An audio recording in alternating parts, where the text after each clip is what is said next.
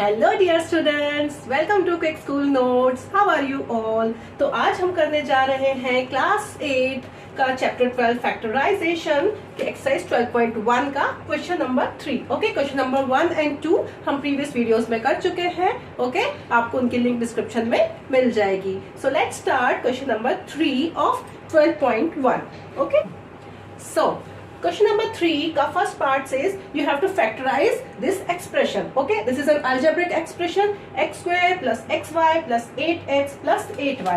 Okay, अब आपको factorize करने के लिए क्या देखना रहता है कि common terms आपको ढूंढनी है। common terms को आपको separate करना है and separation के बाद आपको जो दो अलग अलग ब्रैकेट्स में उनको डिवाइड करना है। फैक्टराइज का मतलब होना चाहिए कि एंड में जो आपका आंसर आए उसमें कुछ भी ऐसे सेपरेटली प्लस माइनस के टर्म्स ना बचे, सब कुछ ब्रैकेट में या मल्टीप्लीकेशन में हो जाना चाहिए। Okay, so this is how you will factorize. So let's start. अब सबसे पहले आप ढूंढिए कि इसमें कॉमन टर्म्स क्या होंगे। So C X square, X Y, 8x and 8y। अब इन 8x एंड 8y में मुझे 8 कॉमन दिख रहा है ना। अगर मैं 8 कॉमन ले लूं तो x प्लस वाई बनेगा। अगर मैंने कोई दो टर्म्स को कॉमन लेके ब्रैकेट में x प्लस वाई आ रहा है तो क्या यहाँ भी कोई टर्म को कॉमन लेके x प्लस वाई आ रहा है? सी एक्स स्क्वायर है और एक्स वाई है। अगर मैं इन दोनों में से x को कॉमन ले लूं तो ब्रैकेट में x प्लस वाई आ रहा है। दैट मीन्स कि मैं ये दो टर्म सही तरीके से ले रही हूँ। इन केस अगर आपको कुछ कॉमन ना दिखे तो you can shift the expressions, इधर से इधर आप उनको शिफ्ट कर सकते हैं। That is called the commutative property. आपने चैप्टर 1 रैशनल नंबर्स में पढ़ा था। कम्यूटेटिव प्रॉपर्टी में आप यहाँ से यहाँ एडिशन या सब्ट्रैक्शन में इधर उधर चेंज कर सकते हैं। सो let's take the common. So x square plus xy में आपने x कॉमन लिया यहाँ से, so ब्रैकेट में आएगा x plus y इन दो टर्म्स में से सिर्फ। then plus 8x plus 8y में से मैंने 8 कॉमन लिया, here आया x plus y. okay, so x plus y plus 8 x plus y। अब क्योंकि एक ही प्लस का टर्म है, यहाँ पे भी x plus y है और यहाँ पे भी x plus y है, इन दोनों में से मैं x plus y को बाहर ले रही हूँ। तो x plus y is common here. अब जो भी लेफ्ट ओवर टर्म्स है उनको आपको सबको एक ब्रैकेट में डाल देना है ना, उसमें आपको सोचना नहीं है। तो यहाँ पे x है, फिर प्लस है और 8 है। आई होप और कुछ भी नहीं बचा है, हमने सब ले लिया है। अब देखिए हमारे पास दो ब्रैकेट टर्म्स आ गई है ना, बीच में कहीं कुछ प्लस माइनस का एक्स्ट्रा नहीं बचा है। So this is how you will factorize and this is your answer. So x plus y and x plus 8 is your answer. Okay, let's move on to the second part of this question. So this is the part 2 of question number 3 of exercise 12.1 of chapter 12 factorization. So second part में क्या हो रहा है? 15xy minus 6x plus 5y minus 2। ठीक है, अब देखिए अब हमें फिर से कॉमन ढूंढना है। अब अगर मैं इन दो टर्म्स को देखूं तो क्या आ रहा है? यहाँ से 5y minus 2 आ रहा है। क्या यहाँ पर मुझे 5y minus 2 मिल रहा है? Let me check. आप चेक करिए फटाफट से। तो देखिए अगर आपने इन दोनों को लिया 15 और 6 तो इनके फैक्टर्स को पहले आप ब्रेक कर लीजिए। अगर आपको समझ नहीं आया तो 15 को हम लिख सकते हैं 3 into 5 into xy, माइनस 6 को आप लिख सकते हैं 3 into 2x प्लस 5y में कुछ भी एक्स्ट्रा ब्रेक नहीं होंगे नंबर्स, तो 5y as it is minus 2 as it is. अब देखिए अगर मैं 3 into 5 into xy है और 3 into 2 into x है, इन दोनों टर्म्स में से कॉमन क्या निकल रहा है? एक 3 आ रहा है कॉमन, एक x आ रहा है common. Okay, nothing else is left. तो 3 और x को अगर मैं बाहर ले लूं तो क्या बचेगा यहाँ पे? 5 and y, 5y। देखिए 5y यहाँ पे है, फिर अगर 3 और x ले लो तो यहाँ पे 2 और 2 यहाँ पर है। दैट मीन्स कि इनमें से दो टर्म्स लेने के बाद मुझे ये वाला टर्म मिल रहा है। So we are going in a right path. So 3 और x को मैंने बाहर ले लिया, 5y बचा माइनस 2 यहाँ पे बचा। अब है प्लस 5y माइनस 2 जो है वो टर्म एज इट इज वही टर्म है जो यहाँ पर आ चुकी है। अगर हमें सिमिलर टर्म मिल गई है तो अब हमें इसमें कुछ भी नहीं करना है ना। तो 5y माइनस 2 को मैंने एज इट इज लिख दिया। Now the confusion here is कि 5y माइनस 2 तो मैं ले लूंगी, पर यहाँ पे बचेगा क्या? इस 3x के साथ मैं यहाँ पर क्या लूंगी ब्रैकेट में? तो जब कुछ भी नहीं होता है तो हम उसको into 1 मानते हैं कि यहाँ पे लेट्स अज्यूम कि यहाँ पे 1 रहा होगा, है ना। अब नेक्स्ट स्टेप में 5y माइनस 2 को हमने कॉमन निकाल लेना है। तो 5y माइनस 2 आपने जब कॉमन ले लिया तो यहाँ पे क्या आएगा 3x प्लस 1। ठीक है, जब भी मल्टीप्लिकेशन में सारी टर्म्स गायब हो जाती हैं तो 1 बचता है ना, और एडिशन सब्ट्रैक्शन में जब सारी टर्म्स गायब हो जाती है तो 0 बचता है। तो यहाँ पे मल्टीप्लिकेशन की का काम हो रहा है, 5y-2 फैक्टर निकाला है तो उसका एक फैक्टर क्या बचा होगा, 1 बचा होगा, तो 3x प्लस 1। ठीक है, so 5y-2 bracket and 3x plus 1 in bracket. This is your answer for this term. Okay, so let's take another part. Okay, so part 3 of question number 3 of exercise 12.1. So ax plus bx minus ay minus by, इसमें से क्या common आ रहा है देखिए। अगर मैं ax और bx में से x कॉमन बाहर निकलेगा और इसमें से y बाहर निकलेगा, है ना, क्योंकि a और b तो सेपरेट है, वो कॉमन नहीं आ पाएंगे। So let's take x here, क्या बचेगा a plus b minus take the y here, क्या कॉमन बचेगा a प्लस b। अब आप कहेंगे प्लस क्यों आया, देखिए मैंने माइनस बाहर ले लिया है।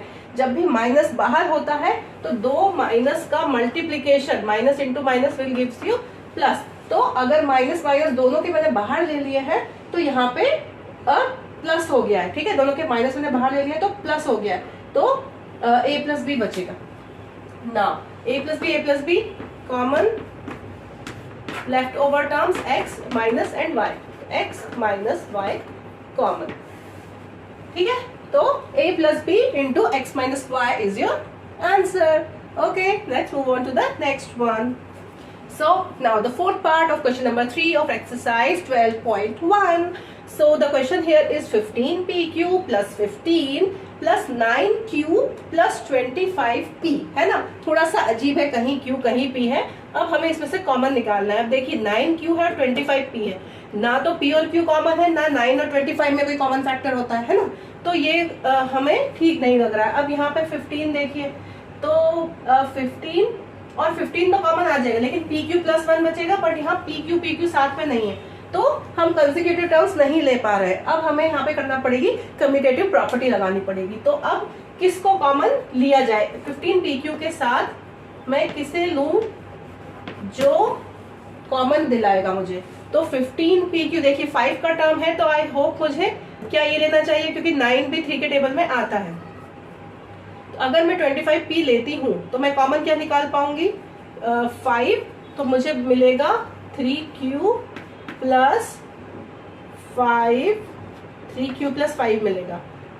और अगर मैं यहां से लेती हूं तो 9q और 15, इसमें से मैं अगर 3 कॉमन लूंगी तो भी 3q और 5 मिलेगा, है ना। तो ये आपको दिमाग लगाना पड़ेगा, हर जगह सोचना पड़ेगा कि क्या कॉमन मिल रहा है। तो देखिए 15pq और 25 में से 5 3 15 होता है, 5 5 25 होता है, तो मुझे 3q प्लस 5 मिल रहा है। ये मैंने रफ में देख लिया करके, 3q प्लस 5। और 15 और 9 में से अगर मैंने 5 निकाला तो 3 5 15 और 3 3 9, तो 3q प्लस 5 मुझे यहाँ भी मिल रहा है। तो अब मैंने क्या करा, 25pq को मैं शिफ्ट करूंगी यहाँ और 15 को शिफ्ट करूंगी यहाँ। Okay, so let's switch them.